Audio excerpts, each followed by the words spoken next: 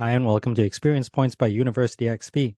On Experience Points, we explore different ways we can learn from games. I'm your host, Dave Ang from Games-Based Learning by University XP. Find out more by going to universityxp.com. On today's episode, we'll answer the question, what is game literacy? We don't often think about when we first started playing games, or really the first game that we ever played. Most players are preoccupied with the game that they are playing now or the game that they will play next. Yet we don't stop to think about what we already know about games and how we've applied that to learning and experiencing new games. Learning how to play, engage, and interact with games is called game literacy. It's not often cited by players' experiences, but it is a critical aspect for game designers, developers, and games-based learning practitioners. That's why this episode will review and define game literacy as well as the requirements for gamers to become literate players. Literacy with games stems from knowing how to engage with them within the framework of the game. This often relies on gamers knowing how to consume, interpret, and abide by both the formal and informal rules of gameplay. Game literacy is often compared with medium literacy. So, this episode will define game literacy through this lens, as well as how societal, social, and interpersonal constructs affect and influence game literacy. When individuals think about game literacy, they often reflect exclusively on video game literacy. However, video game literacy is more than knowing how to play and engage with just video games. Therefore, this episode will explore what is often meant by video game literacy and examine it within the framework of game literacy for parental involvement, as well as game literacy for game design and development. Game literacy is a powerful tool for teaching, learning, training, education, and development. This is based on the amount, kind, and regularity of feedback generated by the game for players. Therefore, feedback in game literacy will be examined as well as how it relates to applied games-based learning. Finally, this episode will close on the evolution of game literacy in its past, current, and potential future states, as well as how the effects of game literacy influence gamers, society, and gaming circles at large. At its core, game literacy refers to the understanding and competency of players within the world of a game. It includes and encompasses players' individual ability to comprehend, analyze, interpret, and action game mechanics and dynamics. Literate gamers will be able to successfully navigate the game and effectively communicate with other players. Additionally, this means that literate players can successfully navigate both established and novel games and apply what they have learned from past games to new ones. In doing so, literate players interpret the formal elemental structures of games such as mechanics and dynamics, as well as relate to the game, its players, and its impact on culture as a whole. The ultimate hallmark for literate gamers is their ability to adapt and apply lessons learned from one game's heuristics to other games that share the same characteristics. Furthermore, they are also able to adjust their interpretation and engagement with new games based on what they know about other games they've played. Becoming literate with games requires several competencies that are highly contextual based on the game, its modality, and other players. This usually includes acquiring knowledge of the game, its genres, its platform, and the history of the same or similar games. Often, different games require different cognitive abilities from players. This could include aspects such as problem-solving skills, as well as hand-eye coordination. Critically, game-literate players can understand and apply the knowledge learned from one game across the genre and spectrum to similar games. This ability helps them learn to interpret and adapt to comparable game mechanics and dynamics that are experienced across different games. This is often observed in gamers who can attain the following competencies with games. The first includes their ability to easily interact with the game. The other involves their ability to complete the game. This can be especially different for younger gamers, or those who are not familiar with specialized controls that are familiar to more seasoned gamers. Such is the case with video games and controllers whose layouts may not be recognizable to those who have never used them before. In this case, these players take much more time and effort to become literate and competent in these games compared to others. Success here means that gamers can attain a higher level of functioning and literacy with the game, as it is often intended by designers. Once they can master controls and game interfaces, they are equipped to activate their own agency to exert their will in the game. This can then be used to tackle, solve, and surmount challenges that can come from any number of different formal elements. Most commonly, we see these in puzzles, boss fights, and other aspects of level and game design. At its heart, gaming literacy also involves tacit understanding and application of gaming rules, behaviors, and expectations. Such understanding helps players better navigate new games where there are often different expectations from players. This is usually observed in games with unique symbology. Understanding symbology and context is necessary in aiding players with taking advantage of more complex systems within games. This is because games often act as miniature systems or simulation of another phenomenon.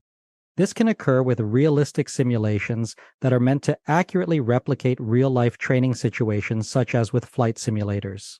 Otherwise, game systems could be highly abstract, such as those that replicate market pricing based on supply and demand for stock trading games. Often, players must create their own level of meaning through gameplay as they develop their own understanding of symbology, iconography, relationships, and cause and effect of game elements. By doing so, they create a personalized level of understanding that helps them develop a method to interpret, engage, and critique other similar games, thus improving their own literacy. This can be seen in children who know and understand the rules for simple games such as tag. The expectation is that there are one or more players who are it and must tag the remaining players. The same mechanic can be seen in games like hide and seek, where the it player must likewise find and tag the hidden players. Developing understanding and competency of the tagging mechanic in one game can be applied to the other. Game literacy can also be interpreted as media literacy, such as games are another form of media created for consumption. Therefore, there is an innate connection between the ability to understand and interpret other forms of media such as film, television, and literature, as with games. A closer analog to game literacy are natural languages, where there are similarities through parts of speech for nouns, verbs, adverbs, and syntax. Likewise, games have game mechanics and dynamics, which are not exclusive to specific games, but can be recognized with other games in similar genres. Video games are ripe examples for medium literacy as they share many commonalities with narratives and literature, but offer a more immersive environment for engagement. The commonality between video games and narratives is that both contain a story or element of progression. The main difference is the way in which that story progression is communicated is different with games compared to other mediums. It is helpful to think about games as a medium worthy of interpretation and literacy because games can be used as analogs to replicate and simulate problems existing in the real world. Therefore, educators can use games through games-based learning and serious games as means to reinterpret and present these problems in novel ways for students to engage, study, and interact with them. This form of engagement can furthermore be developed into critical studies of games and how they present their content. An apt example is Sid Meier's Civilization series and how it portrays expansion, colonization, and development. Interpreting these games not only brings attention to these issues, but also examines the game itself as a cultural artifact and a piece of media which is representative of the society that created it. It is also necessary to understand game literacy by examining it in relationship to other societal contexts, specifically how players come to engage and make meaning from their gameplay experience and how that meaning informs their relationships with other players and their approach to playing other games. This is often represented in player-centered communities that arise from specific games and specific titles. These communities may not have been created by game publishers themselves, but exist as a means of connecting and communicating with others who share the same competencies, interests, and communities tied to a specific game. A great example of this are the communities created by massive multiplayer online games where real-life trading occurs for in-game assets and currency.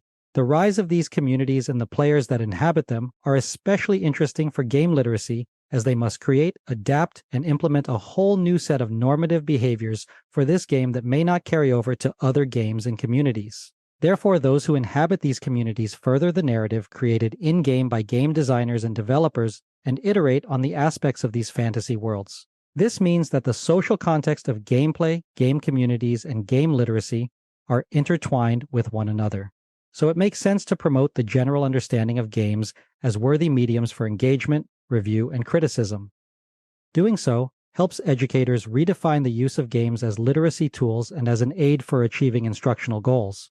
Now let's take a moment to discuss video game literacy. The way that much of game literacy is perceived today is through digital games and video games.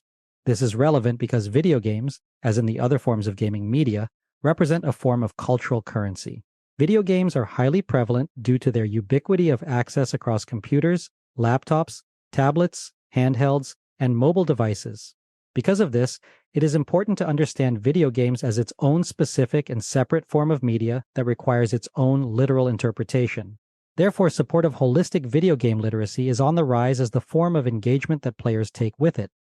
This can be interpreted both as players' abilities to successfully engage and play video games as well as the ability to interact and design them. The most common comparison between video games and other forms of media is that of literature.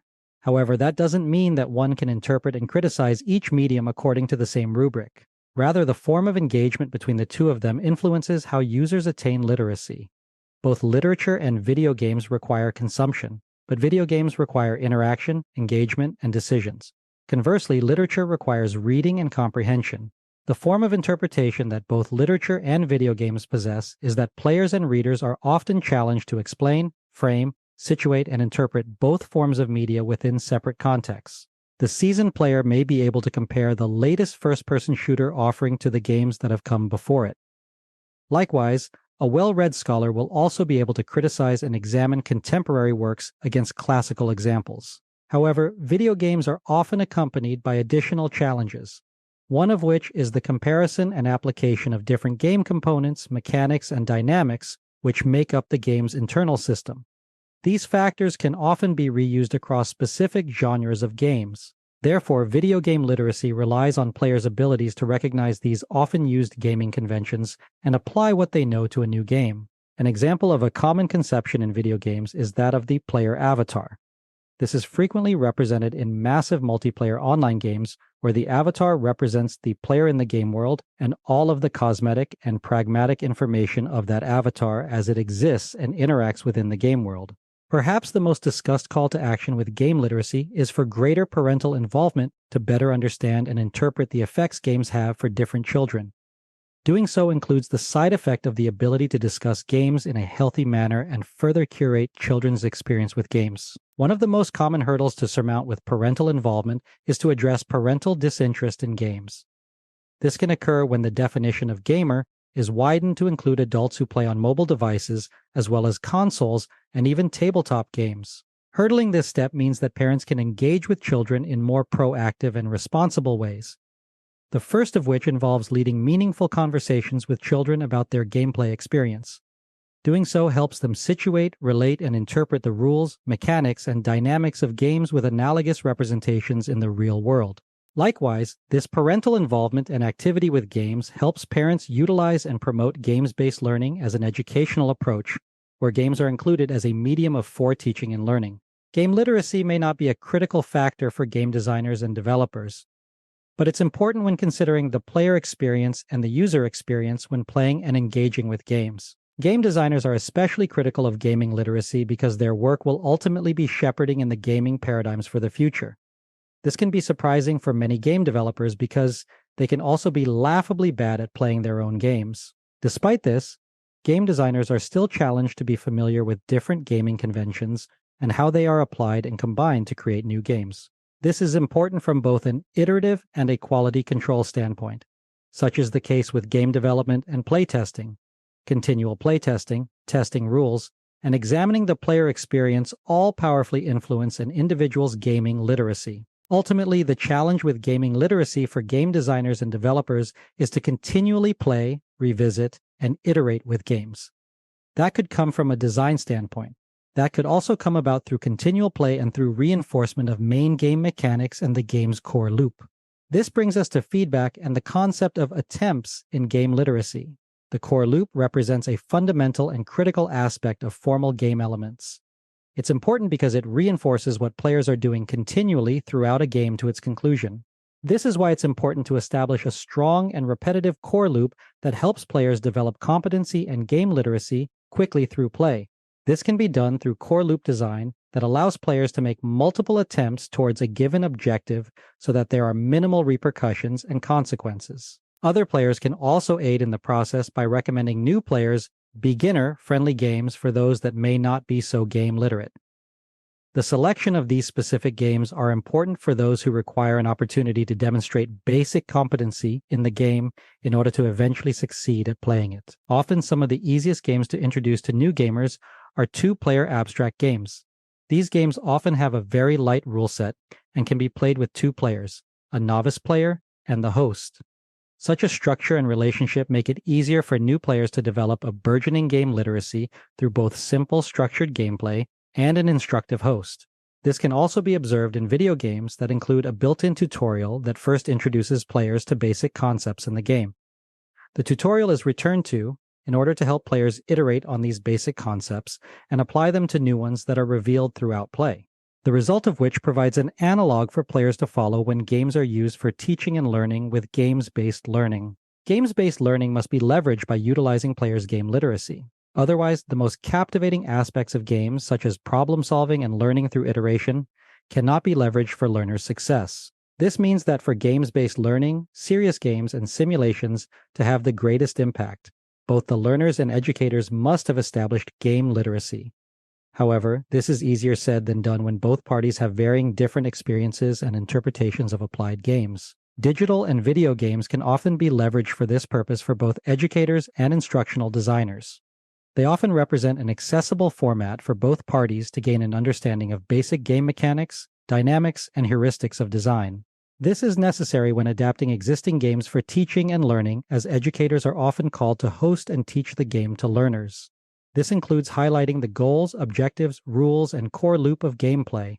The need for game literacy stretches even further with serious games. These are games that are created from the ground up for applications other than entertainment. Therefore, they often require that players become accustomed to the structure and gameplay so that they can engage and apply lessons and takeaways in more applicable formats. This is often accompanied after a successful debrief from educators based on players' experiences with the game and how they navigated its challenges. Gaming literacy continues to evolve as the greater landscape of games and their applications expand outwards. This is represented in the rapid development of digital and video games, which have grown exponentially in complexity. Original video games were relatively simple systems involving only the player and the game. Now, current offerings include wildly expansive worlds where players interact with each other in vast simulated environments with other individuals around the world. This has expanded into serious games where the application of games has grown from more than just entertainment. Now, gaming literacy encompasses not only the formal elements of games required for players to engage competently, but also includes analogies for how games represent valuable lessons and applicable takeaways. These changes have also evolved player preferences. Previous generations of gamers were accustomed to certain styles of play, accessibility, and expectations from games. While current gamers' demands are wholly different based on the progress of technology, this often includes cloud-accessible content, multiplayer support, and continuous development and support for new content. This evolution and development of games can be seen with mainstay massive multiplayer online games such as World of Warcraft, which is based on the structure and style of popular tabletop role-playing games such as Dungeons & Dragons. Current offerings in this vein reflect the development that World of Warcraft has had over the decades, while also producing new content and formats that create new ways for players to engage with games while remaining true to legacy titles that helped create it. Some may argue the priority and importance of game literacy. However, if this episode demonstrated anything, it's that gaming literacy is an important aspect of media literacy, as well as the application and use of games-based learning, simulations, and serious games for teaching and learning. Furthermore, game literacy has the added benefit of helping players learn and iterate more through the study, modification, and application of games. Additionally, the development of gaming literacy enhances players' cognitive abilities, fosters creativity, and ultimately promotes collaboration and teamwork. The development of critical game literacy also helps players realize that there are different ways and multiple paths that they can take when playing games, as well as when learning from them. Ultimately, this demonstrates the highest level of player agency and self-determination in applied games for learning. This episode explored game literacy as well as defined the concept for discussion. Game literacy requirements were included as well as their relationship to the formal game elements and rules for play and engagement. Game literacy was compared to media literacy as well as how others engage with games in a social context. Video game literacy is often the type of game literacy that is discussed in public spheres. Therefore, this episode specifically examined video game literacy as well as parental involvement in becoming more game literate. Game literacy was discussed in the realm of game design and development, especially when it comes to learning experientially through the feedback loop cycle. Finally, Game literacy was explored as an aspect of games-based learning, as well as how interpretation of game literacy continues to evolve and change over time, often with positive benefits for players, learners, designers, developers, and educators alike. I hope you found this episode useful. If you'd like to learn more, then a great place to start is with my free course on gamification. You can sign up for it at universityxp.com/gamification. You can also get a full transcript of this episode, including links to references in the description or show notes. Thanks for joining me. Again, I'm your host, Dave Bang from Game-Based Learning by University XP. On Experience Points, we explore different ways we can learn from games. If you like this episode, please consider commenting, sharing, and subscribing. Subscribing is absolutely free and ensures that you'll get the next episode of Experience Points delivered directly to you. I'd also love it if you took some time to rate the show. I live to lift others with learning, so if you found this episode useful, consider sharing it with someone who could also benefit. Also, make sure to visit University XP online at universityxp.com. University XP is also on Twitter at university_XP and on Facebook and LinkedIn as University XP. Also, feel free to email me anytime. My email address is dave@universityxp.com. Game on.